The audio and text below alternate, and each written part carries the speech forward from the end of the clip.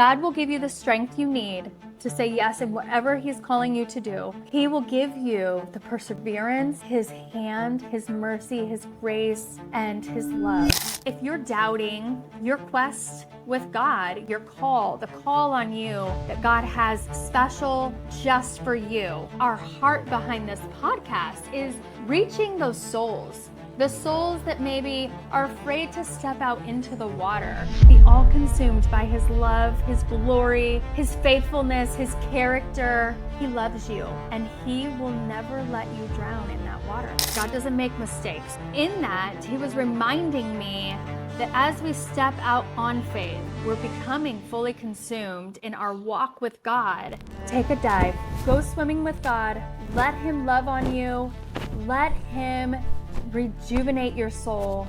Trust Him, trust in the Lord, trust in all that He is doing for the goodness of His kingdom.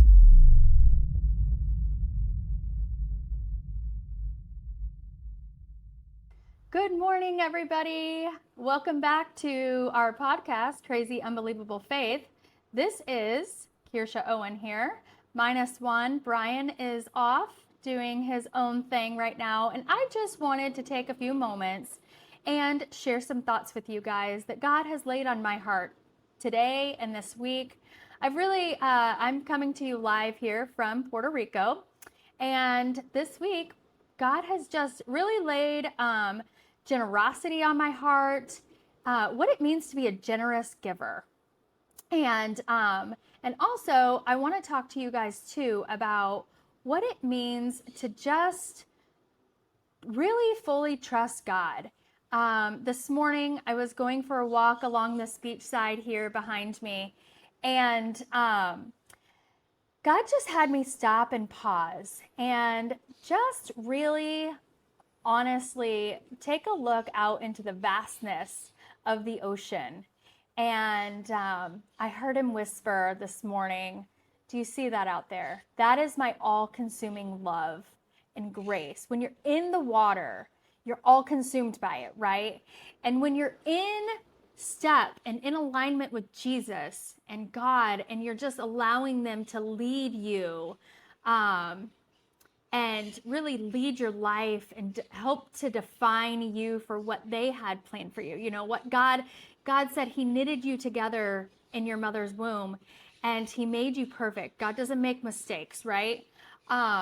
So in that, He was reminding me that as we step out on faith, out into the water, and we become fully consumed by the water, we're becoming fully consumed in our walk with God by His love, His graciousness, His faithfulness.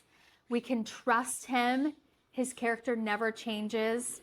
Even when things really don't go the way that really we had planned, right? Like God will give us a message or a task, and we take the mental effort and energy to really dive in and say, okay, God, this is how I think you're going to play this out, or this is how you're going to play this out over here. And oh gosh, God, I can't wait for you to play it out like this, because that would be so exciting, you know. And it never works out like that, right? Because if God gave us that much insight as to how it would play out, then we could somehow figure out how to do it, right?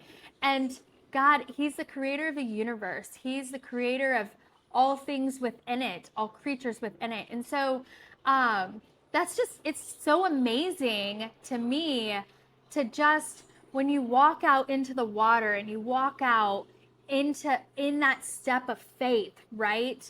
And to know what it's like to be all consumed by God, and to fully trust Him, and to know that He's not going to hurt you, right? And that really sometimes the only pain that we have is when we thought God was going to do it this way and it didn't happen this way. But that was us placing expectations on God.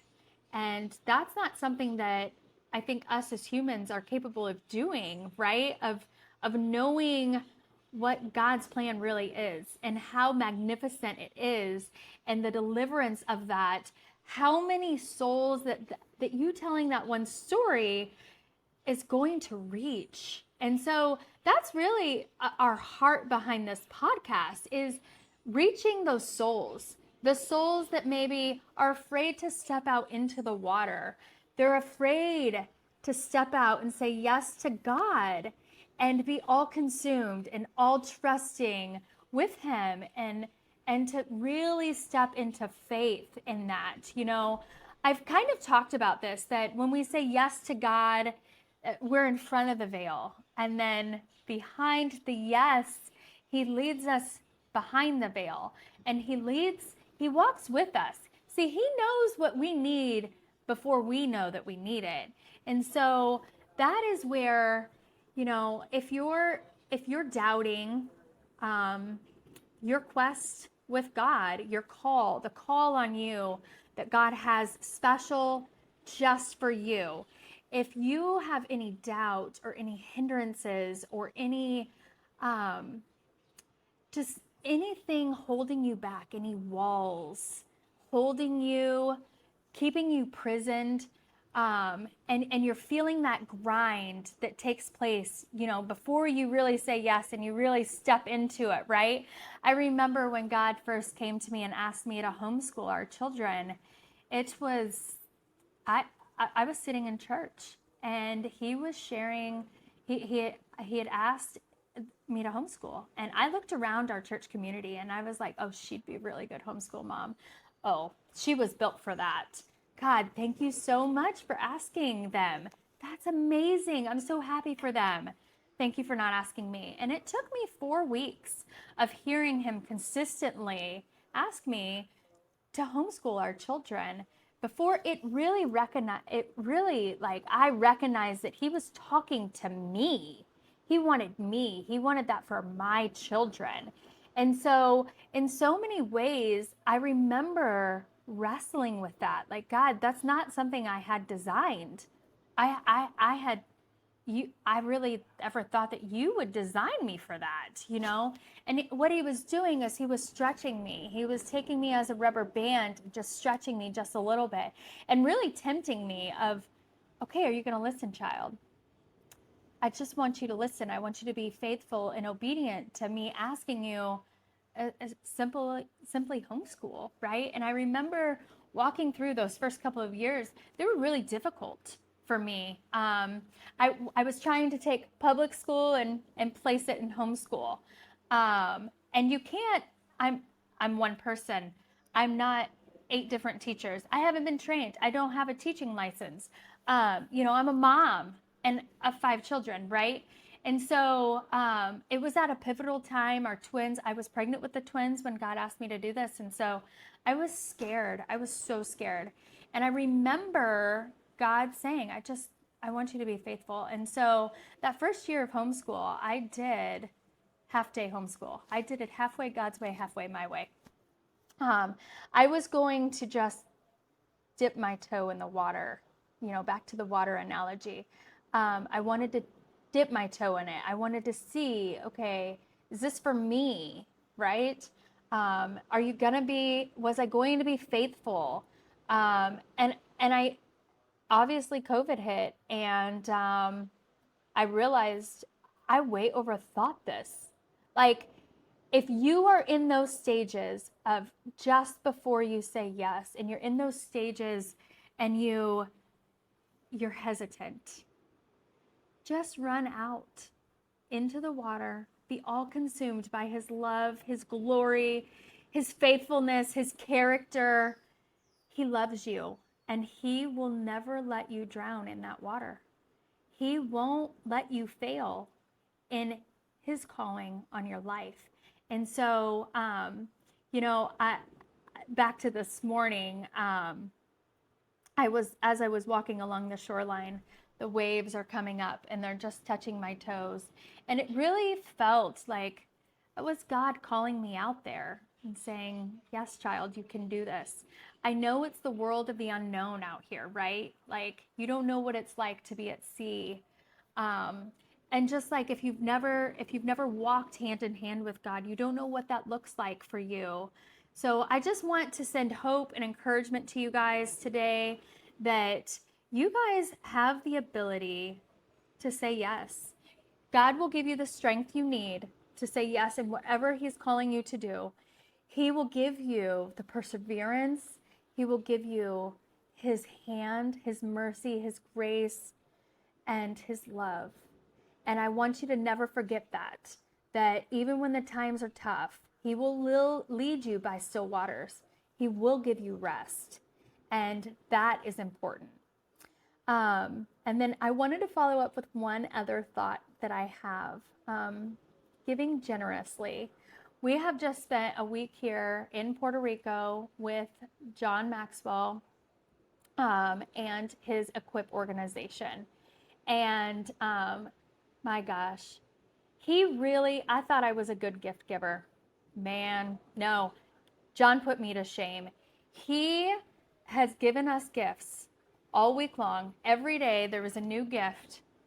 And he just loves giving. And the whole Equip organization is about giving. You know, if you give to that, then they're able to give salvations around the globe, change countries from the top down instead of from the bottom up. And it's just miraculous what they're doing. We're just so blessed that He brought us in to be a part of that with Him. But I want to tell you, Monday night, it was the open reception, and we showed up, and He gifted us a new pair of sunglasses. And not just any pair of sunglasses, you know, not the quick trip rack of sunglasses where you just go to the gas station because you know, not the $10 cheap ones. No, these are glamorous sunglasses. There was a spread. Glamorous ones for the men, glamorous ones for the women, and everything in between. And so, oh my gosh, just so blessed by Him, so blessed by His corporation, so blessed by the time, the talent in the room that we got to share with and be a part of and in part two, right? Just always know that everything that's happening is happening for a reason. And so many of those people in the room have crazy God stories, just like Brian and I. And so I can't wait to bring some of them on for you guys to hear what God has done in their life and how being obedient to that call on God is just life-changing, right? So I'm going to challenge you guys today. Give gifts, okay? You can't take those things with you when you go to heaven, right? And you never know how much that gift might mean to the next person. And that's just growing legs to your legacy. Like John Maxwell said today, I have to give him credit, or this week, I have to give him credit. Legs to your legacy. That is a quote straight out of John C. Maxwell's mouth, and I want to give him credit there. But just take a dive. Go swimming with God. Let Him love on you. Let Him rejuvenate your soul. Trust Him. Trust in the Lord. Trust in all that He is doing for the goodness of His kingdom. And I will wrap up with this one last message. Go and grow in your faith with God. Have a wonderful day. It's so nice talking to you guys. Take care.